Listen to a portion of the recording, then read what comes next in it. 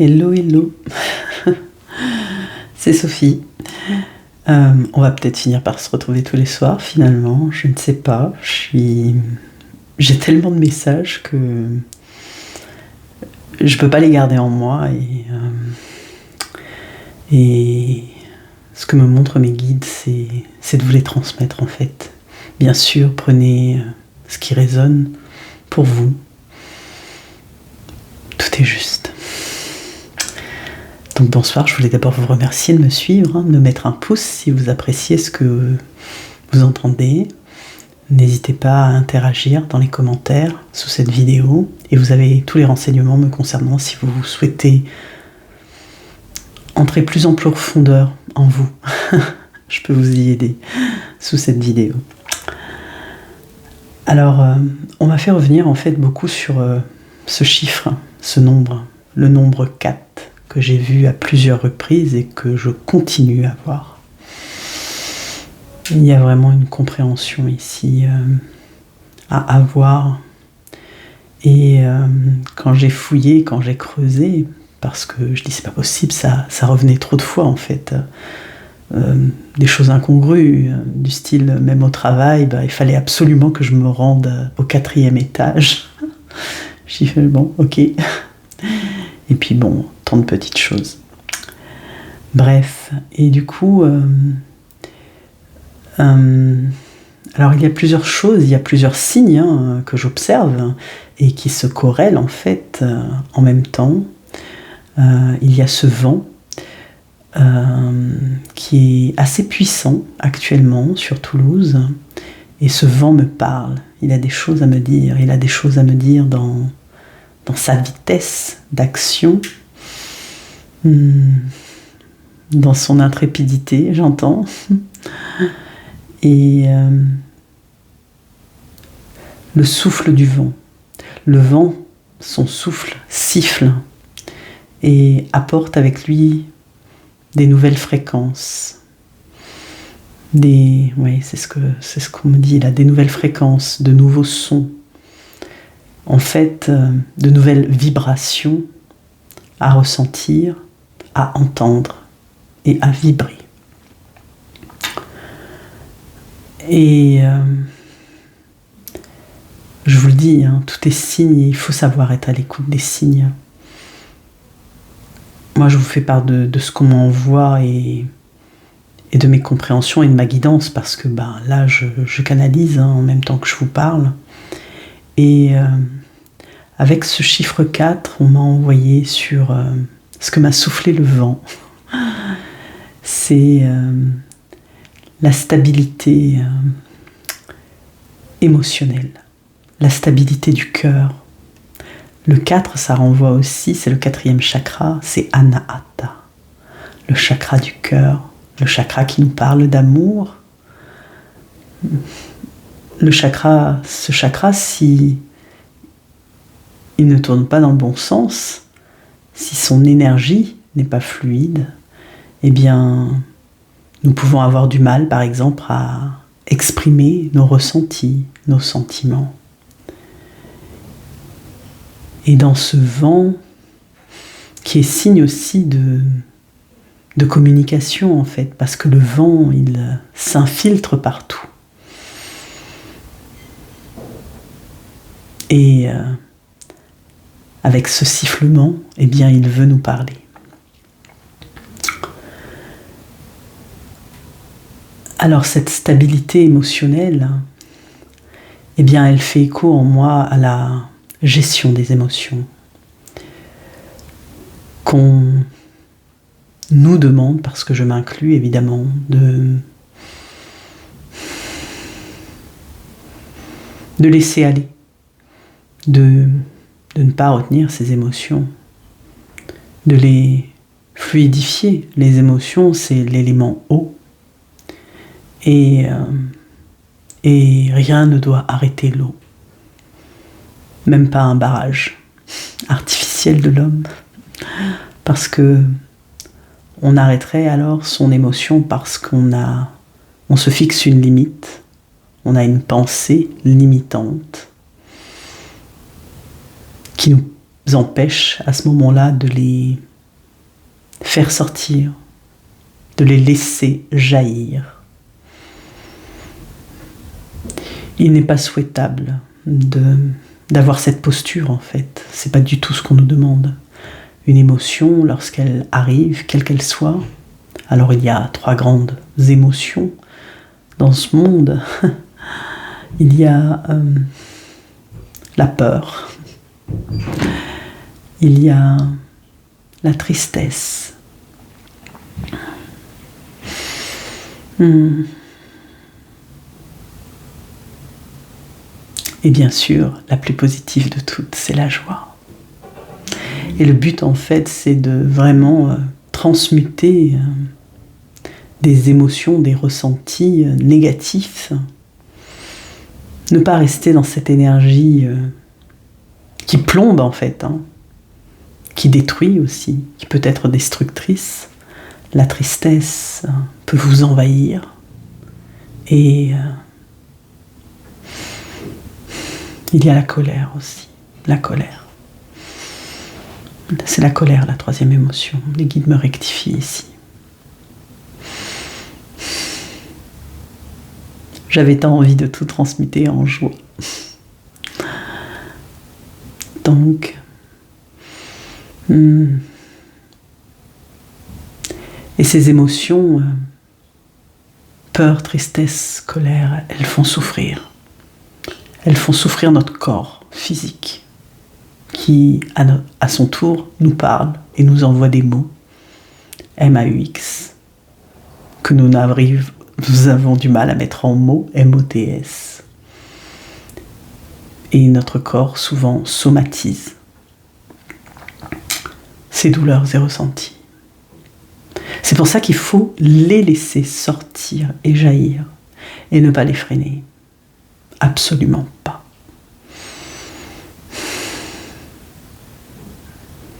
Comme le vent, comme l'eau, eh bien, ne pas retenir ces éléments et les laisser circuler librement.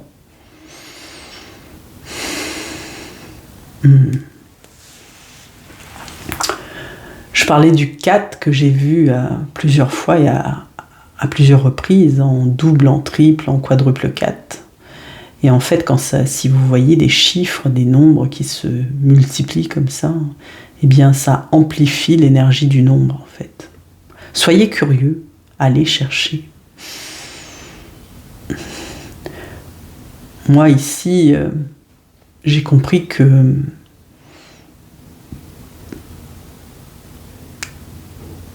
la guidance, cette guidance de chiffres qu'on m'a montré à plusieurs reprises, parce que le 4 c'est aussi une protection. Je suis protégé, vous êtes protégé par les guides, par l'univers. Il y a une protection divine qui est sur nous et sur laquelle nous pouvons compter, nous appuyer. Elle nous soutient, elle nous accompagne. Demandez à vos guides du soutien et ils vous répondront.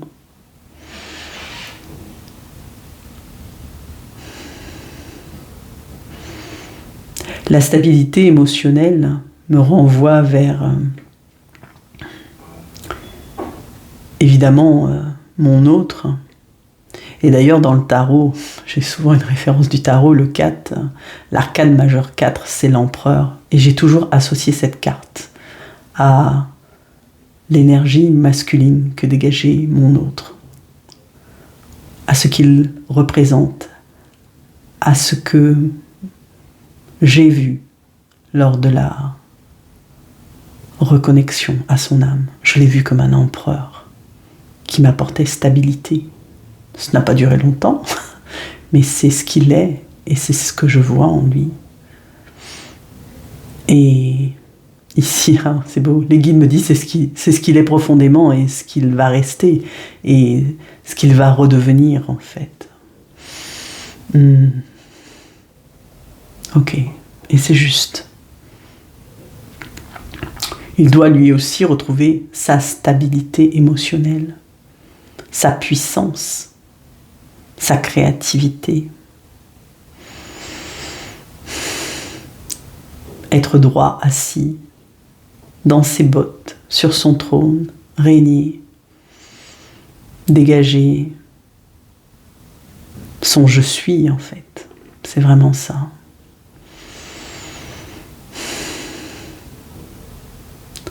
En contrepartie, le fait qu'on me fasse travailler sur la stabilité émotionnelle, ça indique aussi que les épreuves qui me sont envoyées, c'est pour que je réagisse autrement. On teste ma résilience, on teste ma détermination, on teste ma persévérance, on teste ma stabilité. Comme le chat retombé sur ses 4 pattes, vous voyez? Ne pas tomber.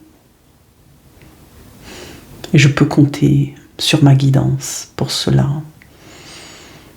Et ce que je me suis rendu compte, alors je reviens à ce que j'ai vécu sur l'autoroute, eh bien, c'est parce que j'ai su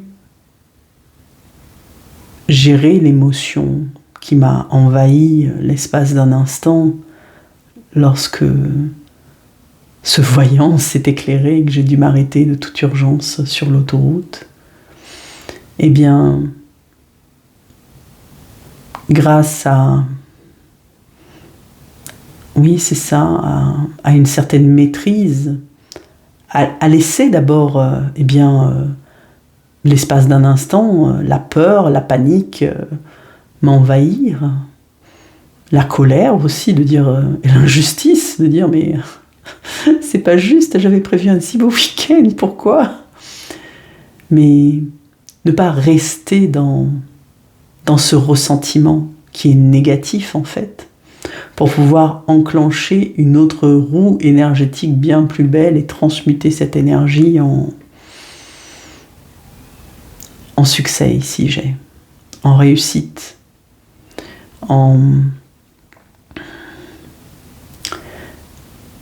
et cela m'a permis d'avoir suffisamment de discernement pour pouvoir, dans la matière, en fait, gérer les choses. Ce 4 aussi, ce grand message qu'on m'envoie, c'est qu'il y a une transformation, il y a une évolution, il y a un changement là, ici. Après le 4 vient le 5, et le 5 c'est le changement. Et il y a comme ce qu'on me montre ici, il y a vraiment une cristallisation en fait de la 5D en 3D, des choses qui deviennent bien plus matérielles, qui s'inscrivent dans la matière. Ce qu'on nous demande de voir, c'est que la magie, elle est sur Terre. Le 4 aussi, on nous parle d'ancrage. Ah, les guides me font repenser, oui, j'avais oublié. J'ai actuellement un phénomène chez moi qui s'est produit, et comme je vous l'ai dit, tout est signe. L'autre jour, en arrosant mes plantes, j'ai 2 plantes vertes qui étaient l'une à côté de l'autre, où une tige est venue se planter dans l'autre pot et s'est enracinée, a pris racine dans l'autre plante, et elles sont inséparables. Et c'est très drôle. Tout à l'heure, je disais à ma fille, parce qu'elle déplace souvent ses pots, et parce qu'ils sont posés à un endroit qui la gêne en fait. Je les ai mises devant la télé, parce que moi je ne regarde pas la télé, mais elle joue. Et donc elle déplace mes plantes. Et je lui disais, mais fais attention, regarde ces 2-là, elles sont collées. Et puis je lui expliquais, je dis, je sais pas ce qui s'est passé, c'est trop bizarre. Et puis elle me dit comme ça, oui, ce sont comme des âmes jumelles. C'est trop drôle, parce que bon, en fait, elle dit ça comme ça, mais elle sait pas vraiment de quoi elle parle, en fait. Mais elle le sait quelque part au fond d'elle, intuitivement. Le message aussi qu'on m'envoie, c'est qu'il faut savoir écouter son intuition. Cette petite voix, vous savez, tout est déjà là, en fait. Écoutez-vous. Moi, de plus en plus, on me dit, mais Sophie, écoute, quoi, parce que je suis dure à la comprendre, souvent les guides me le disent, et me renvoient des messages, parce que je mets du temps, ça devient de plus en plus clair et de plus en plus limpide. Le tout, c'est d'être en présence, en conscience, d'être à l'écoute, d'être en éveil en fait à ce qui se passe autour de vous, à la nature, à ce que vous envoie le vent, à ce que vous envoient les oiseaux, à ce que vous allez voir une inscription, à ce que... Écoutez, moi, clairement ce soir, en sortant du travail, en observant, je me suis dit, il y a quelque chose de différent dans l'air. La luminosité est différente. Le printemps arrive. On est déjà dans cette énergie qui arrive là de nouveauté, de renouveau, de renaissance. Et c'est beau, il y a un truc là dans l'air, ça se transforme. Aïe, l'éclipse est passée, hein, c'est ok. Il y a des leçons à en tirer, à comprendre, à apprendre. Tout cet alignement, vous avez vos propres, en fait, conclusions, vos propres compréhensions à faire aussi. Et